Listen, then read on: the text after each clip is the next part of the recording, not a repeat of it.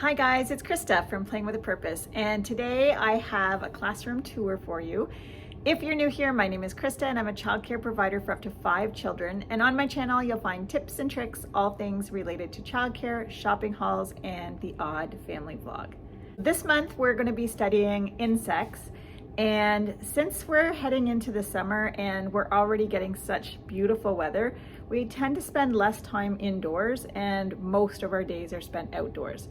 And so we won't be changing up the classroom very much over the months of July and August. So the classroom will probably stay similar, but we may incorporate some camping later on in the summer. So let me show you what I've done this month.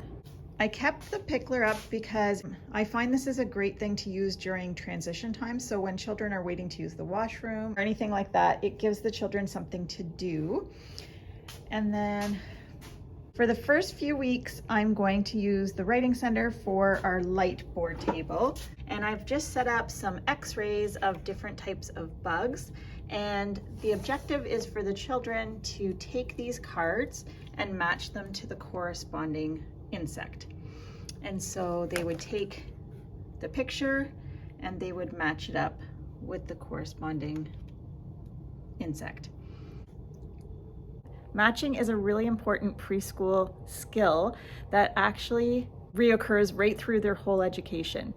And it's something that we can practice over and over in different ways. For really young toddlers, you might start out with having them match colors, and then you can move into shapes, letters, and numbers. Once they understand the concept of matching, it's great to challenge them by giving them different objects that are a little bit trickier to identify.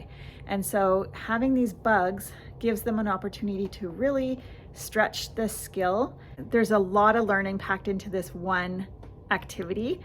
Not only are they practicing fine motor, but also visual memory, discrimination, identifying patterns, and problem-solving skills. This is something that I really love to do in our classroom. I have these fun little specimens of insects on the shelf as well for the children to study. I find allowing the children to study these up close helps to encourage the children to be interested in our natural world.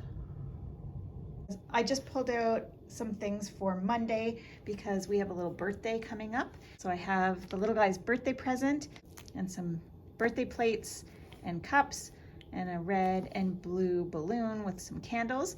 And then I always like to have a little favor for them to take home. And so I got these little slap wrist bracelets. I picked up these a long time ago, which I'm glad now because we can't buy these kind of things right now in Ontario because anything non-essential is not open. So I'm glad I picked up this ahead of time. I'll probably end up switching our science center out a few different times every few weeks or so. But to start, I just set up a little invitation to play, and the children can put on a bee hat. And there's some gloves there. These are actually just gardening gloves, but I put them in for them to just pretend to be beekeepers.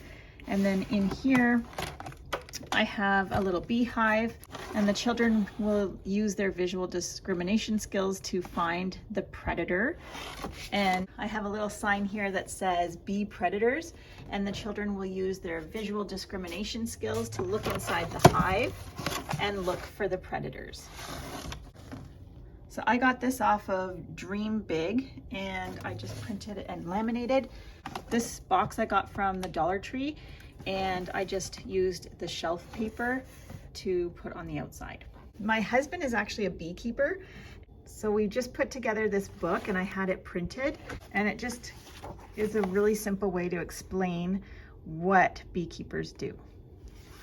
This is going to mean a lot to the children because they know my husband Pete, and so to see him inside this book is going to be really special. And here's his beekeeper gloves. And so these will be the gloves that they get to use when they check the hive.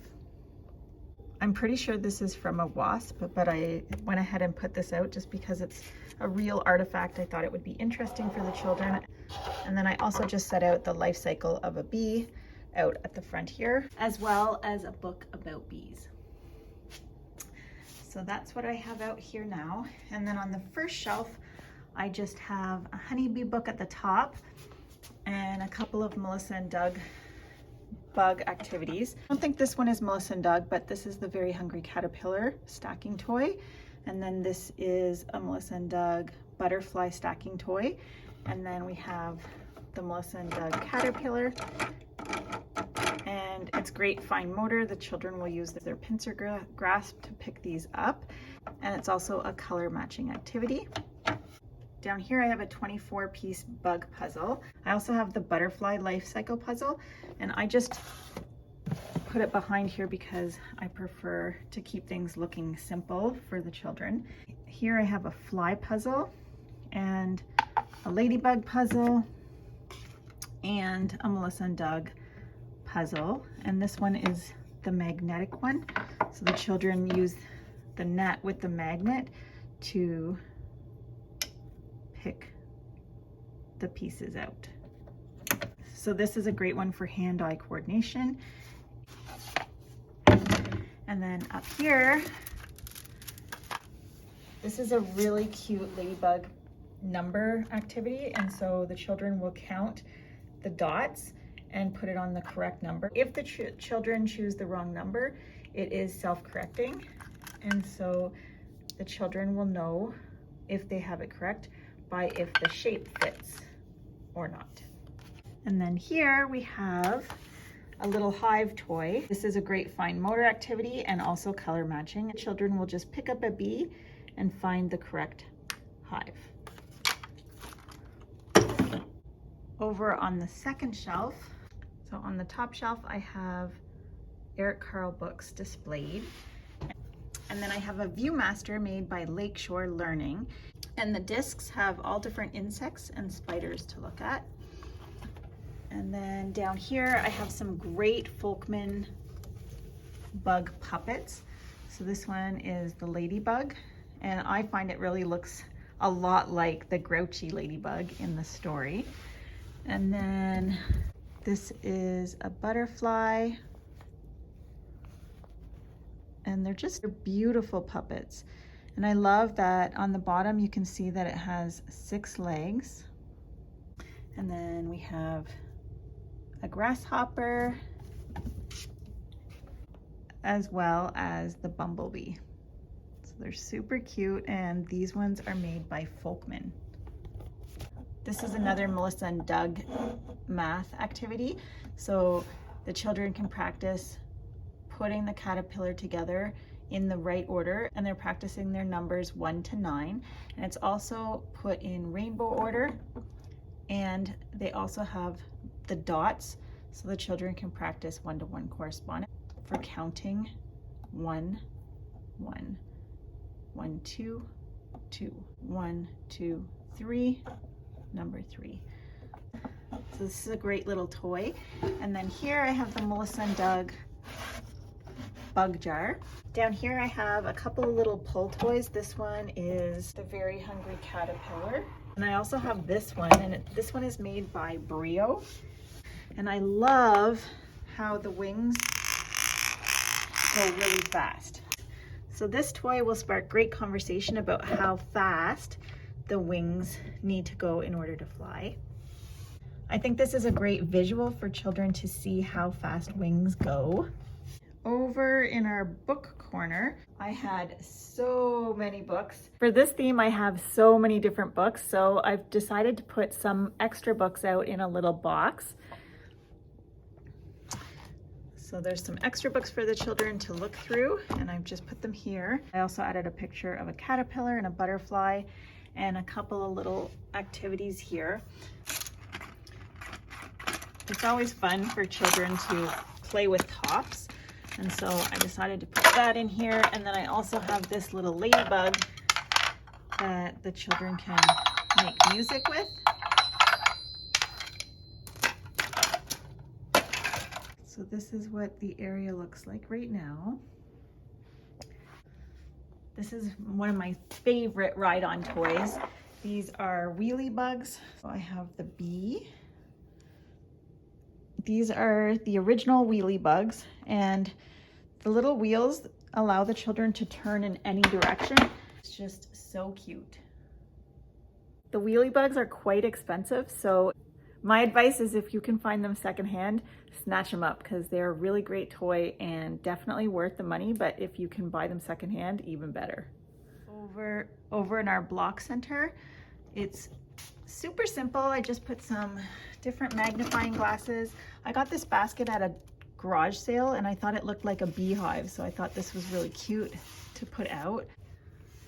I also picked up this leaf-shaped wooden container at a garage sale and I just thought it would be really cute to display all the different bugs. And then over here, I just added a safari hat and a little bug book for the children.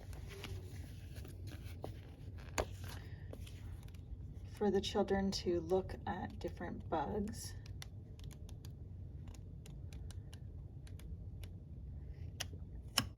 And then I put some green felt and some bug catchers, some blue felt, some plastic leaves, some flowers, and some rocks for some loose parts.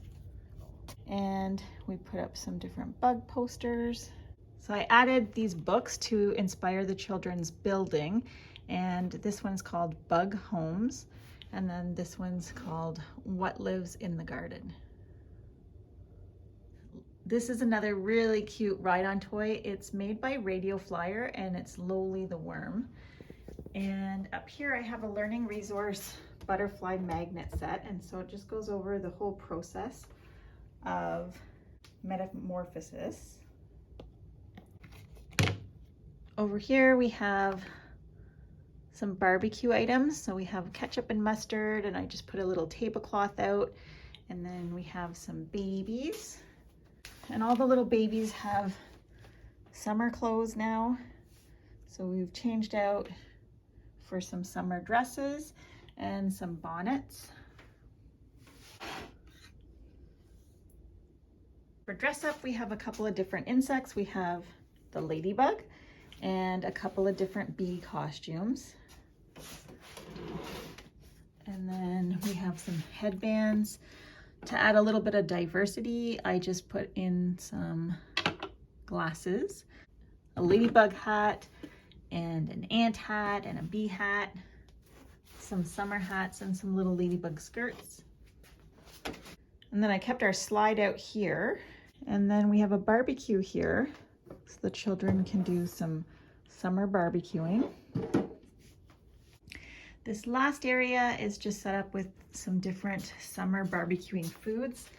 And we have some hot dogs, some chicken, some beef, some fish, some buns, toppings, some sides, utensils, and a cooler. I don't bother fastening them to the shelf or anything. And then during cleanup, the children just put all the toys away. This is a great way to incorporate sorting activities right within your cleaning up routine. And then I also just added a couple of oven mitts and some hot pads for some of the barbecuing. I hope you enjoyed this month's tour. I'm Krista with Playing with a Purpose. I'll see you next time.